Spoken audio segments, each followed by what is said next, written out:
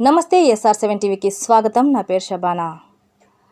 అల్లూరి సీతారామరాజు జిల్లాలో నిరవధిక సమ్మె బాట పట్టిన అంగన్వాడీ టీచర్లు మద్దతు AP anganwadi workers and helpers union ఆధ్వర్యంలో అంగన్వాడీల న్యాయమైన డిమాండ్ల సాధనకై అంగన్వాడీలు గత 2 రోజులుగా ఏటపాక ప్రాజెక్టు వద్ద నిరవధిక సమ్మె బాట పట్టారు.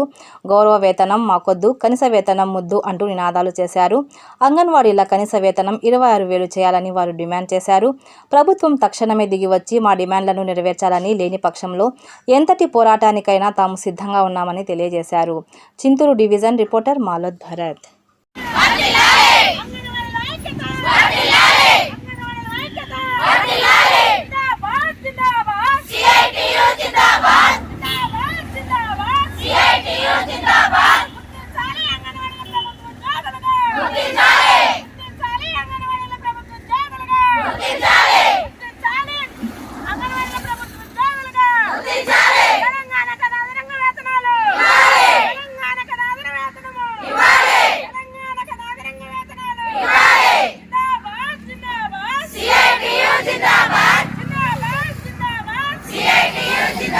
పెరిగిన ధరలకి అనుగుణంగా సుప్రీంకోర్టు అమలు చేసిన 26,000 ఇవ్వాలనేసి, మా పెన్షన్ గ్రాడ్యుటీ అమలు చేయాలనేసి,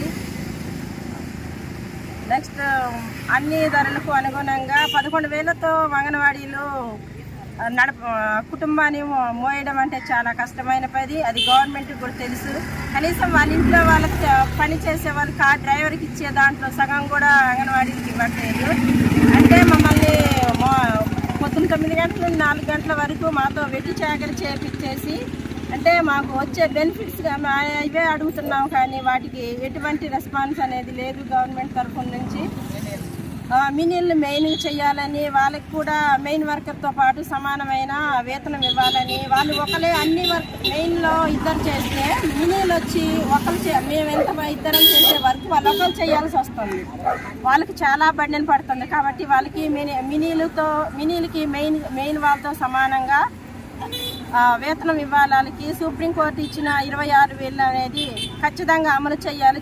చేయకపోతే మా సమస్యల పరిష్కారం అయ్యేంత వరకు మా సమ్మెని ఇలాగే కొనసాగిస్తామని ఈ సందర్భంగా గవర్నమెంట్కి ఖచ్చితంగా మా వాయిస్ వినపడాలి. మా సమస్య పరిష్కారం అయ్యేంత వరకు టెంట్ కానీ సమ్మె కానీ విరమించేది లేదని తెలియజేస్తాను. ఎటపాక ప్రాజెక్టు నుంచి లక్ష్మీపురం చట్టాల నుంచి మాట్లాడుతున్నాం. మా అంగన్వాడీ మొదలై 1970 సంవత్సరం నుంచి మొదలైంది. అప్పటి నుంచి మేము అనేక సమ్మెలు చేసుకుంటూ వస్తూ మా జీతాలు అంత పెరిగింది. కానీ ఈ రోజున మాకు ఇచ్చే 11,500 మాకు కుటుంబం వెళ్ళడం చాలా కష్టంగా ఉంది.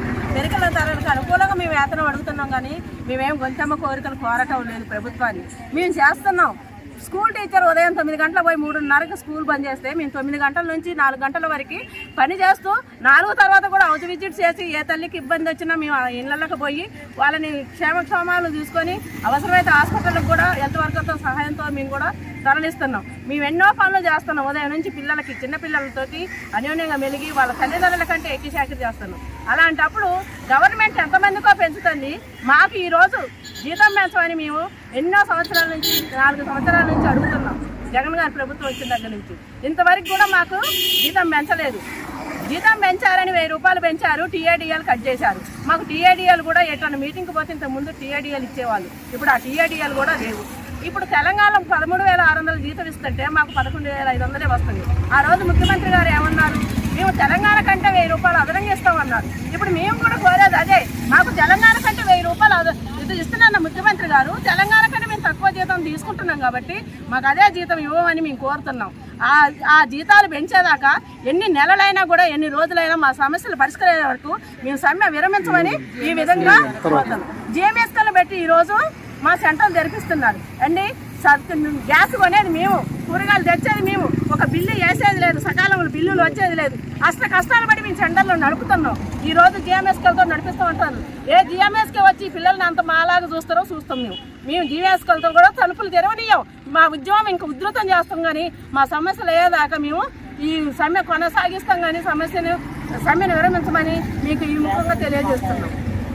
వర్ధిల్లాలి అంగన్వాడీల ఐక్యత, వర్ధిల్లాలి అంగన్వాడీల ఐక్యత, గుర్తించాలి ప్రభుత్వ ఉద్యోగులుగా, అంగన్వాడీల ప్రభుత్వ ఉద్యోగులుగా. ఉద్యోగులుగా